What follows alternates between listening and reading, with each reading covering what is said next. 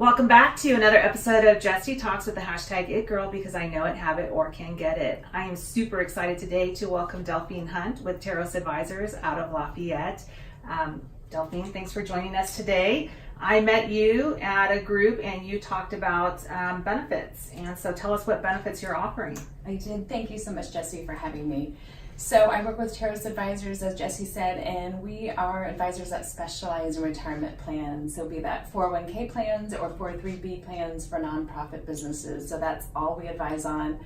We are a firm that's exclusively in that space, which means we're really focused, specialized advisors. And that gives an advantage to our clients that they know that that's the space that we're really in and we can really focus for them on. Awesome. So 401k is one of the retirement vehicles that many people are very, very familiar with.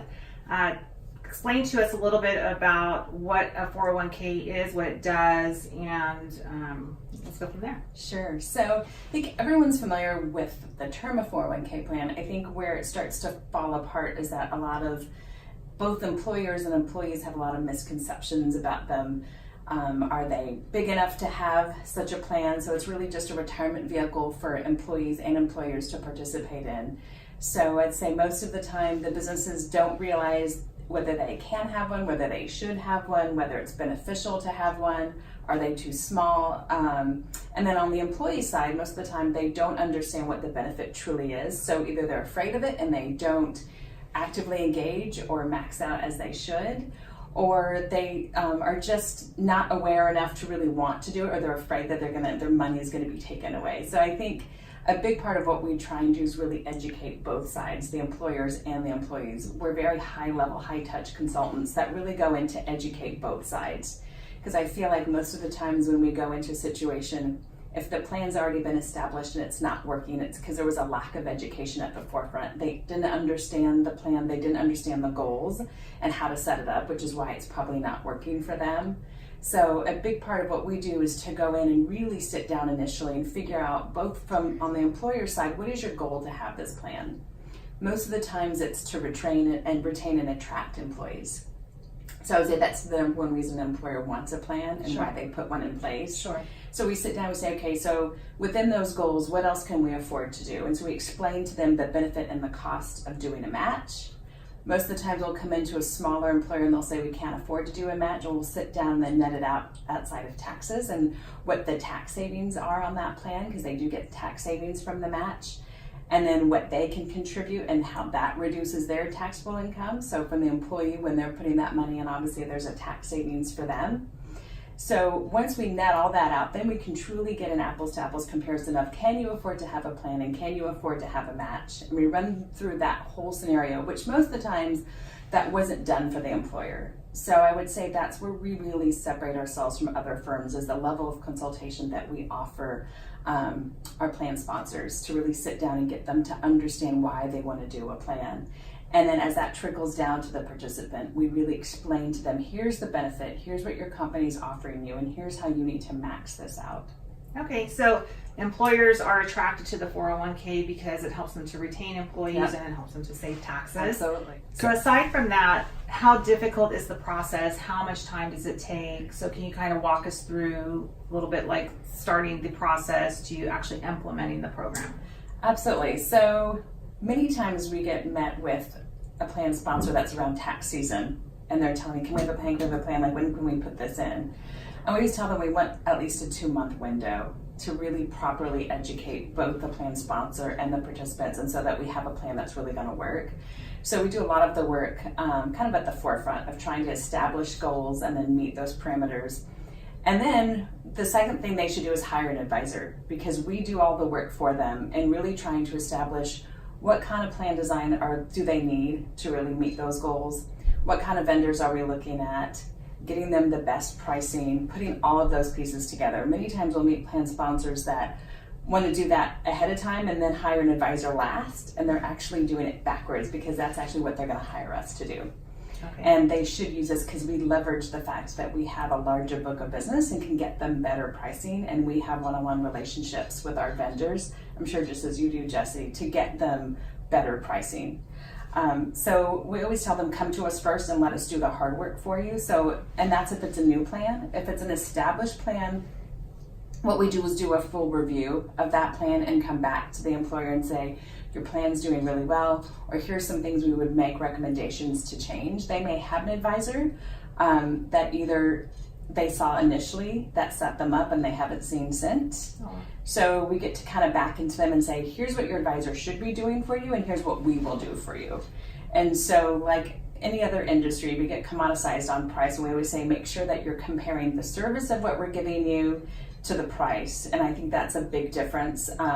What we see in our industry is a lot of brokers that are actually insurance salesmen that can go out and still sell a 401k plan, which in some cases is fine. In other cases, what they really need is an advisor that can take on a fiduciary status for the plan. So 401k plans are really run and managed by the DOL and by ERISA. There's a lot of regulations involved around that for a plan sponsor, which is, I think, why companies tend to be intimidated by them. Sure.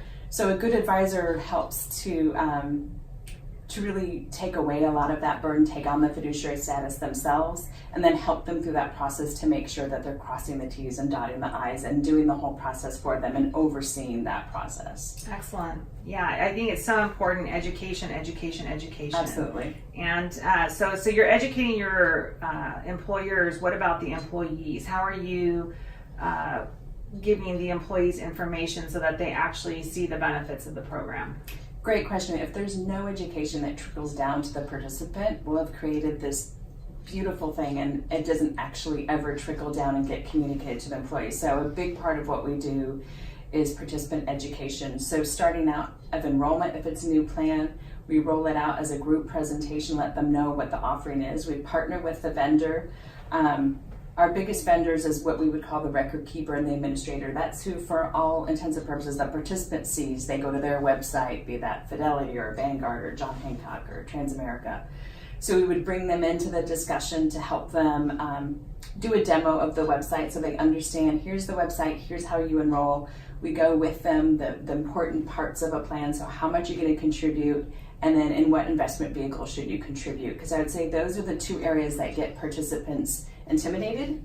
They don't know how much to do, they don't know where they're going to put their investments, so then they just decide not to do it at all.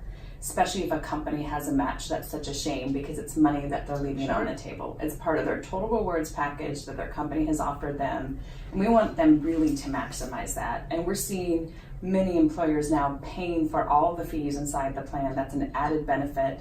The participant then gets to just pay for whatever investment they chose, whatever mutual fund, stock, or bond that they pick. That's many times the only fee that they will see. Other times they will share some of the fees with the employers, but getting them to understand again what their goal is. And I think most employees understand that, especially in California, we're trying to reduce our taxable wages. So a 401k plan is certainly a way to do that. And so we really want them to understand also what's the difference between a pre-tax contribution and a Roth contribution. I say we get asked that all the time, and I tell participants in a really easy way, well, there's no easy answer except for, if in an ideal world, if we had $1 million in a 401k account for a participant, I would say 50% should go pre-tax and 50% should go Roth. The big advantage between a Roth account is that you pay the taxes ahead of time, but then it grows tax-free and you take it out tax-free. Sure. So unlike pre-tax contributions, you get that savings immediately from your taxable income, but it grows tax-deferred, and then when you take it out, you pay taxes on it. So a good distinction, and I think we're seeing a lot more participants really engaging on that Roth 401k. Not every plan has it, so you have to ask your administrator if that's a component of your plan, but certainly something that we're seeing more and more. That's great. That's definitely one of the questions that we always ask when we're meeting with our clients is, does your company offer 401k? And if they do, is there a Roth component inside of that? Because we do want them to understand the difference between pre-tax and after-tax dollar investments and what that looks like at retirement age. So what's your best advice for someone in their early years planning for retirement? It's hard because a lot of it is, at that point, are you making the most you're going to be making? Are you not? So a lot of it is on your compensation. So if you're peaked in your compensation and you need that tax benefit right now, because that happens to be one of the only tax shelters you have, then I say take it pre-tax. At a certain part, it's usually around age 40 or 45, you're going to want to really start putting that towards the Roth. So the other part is what's going to happen to the tax levels. Are they going to go up? Are they going to go down? I mean, I think, there's a story for each case. Sure. So, and are you going to come into money later on in life? Are you a trust fund child? And somewhere down the line, you're going to have money coming to you, which is going to knock you into a higher bracket. So you want to pay the taxes now. So there's a few things that come into play with that. I would say the most important thing is to honestly look at how much you're contributing. We always tell participants you want to go from 5 to 10 to up to 15% of your wages to contribute in order to be able to retire, in California especially. Sure. And then what are you going to invest in? How actively are you going to be involved in that decision? And there's usually some do-it-for-you solutions within the plan, whether it be what we call a retirement date fund, which is set at the time you're going to retire, which is a kind of set it and forget it, and almost every plan has that. Are you going to do a managed account that's more actively managed within the platform that you're going to pay a little more for? But that's one of the two biggest decisions you have to make within a plan, and just getting those participants comfortable with that, understanding their options, and understanding that one of the biggest advantages for a participant to do it is one of two things, is they're getting the power of compounding interest, right? So you put $25 in, you get $10 interest. Now your interest is based off that $35, and it continues in that manner. So that's a huge benefit for a participant wanting to do a 401k plan. And then what we call dollar cost averaging. So many people now are trying to time the market, and can we time the market when we're buying low and selling high? Well, that's extremely difficult. And if I could do that perfectly, I'd be on a beach drinking Mai Tai. So the beauty of a 401k plan is that you don't have to target the market, right? So dollar cost averaging is you're putting $25 every pay period into the same fund, which means at times you're going to catch that when the market's high, and at times you're going to catch it when it's low. So across the board, you're really catching it at the best times, and you're not making emotionally based decisions, which is usually our enemy when we're doing investments. Sure. Excellent. Great advice. How can an employer get in touch with you? Should they be interested in a 401k and the tax benefits and obviously employee retention? What is the best way for them to contact you? Thanks, Jessie. Yeah, so our website is www.terosadvisors.com, and I can be reached at dhunt@terosadvisors.com. Excellent. So get in touch with Delphine if you are interested in learning more about 401k, whether you're trying to talk your employer into establishing a plan for your company, or you're an employer that is really looking for employee retention and tax benefits. Also, don't forget to subscribe to the Jessie Talks YouTube channel. Follow us on Instagram at Jessie Banuelos Insurance. We will see you soon.